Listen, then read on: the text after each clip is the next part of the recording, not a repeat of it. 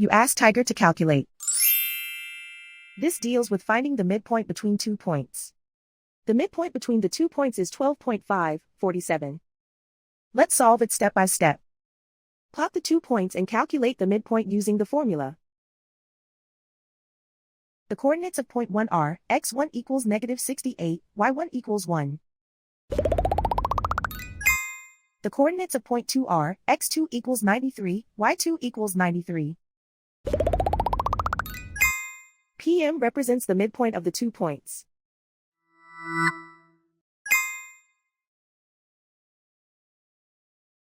Use the x values in the midpoint formula to find the midpoints x. x1 equals -68. x2 equals 93.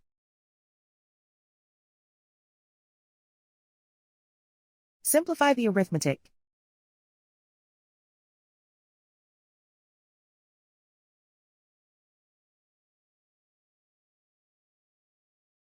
Use the y values in the midpoint formula to find the midpoints y. y1 equals 1.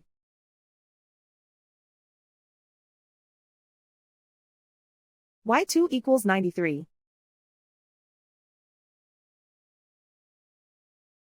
Simplify the arithmetic.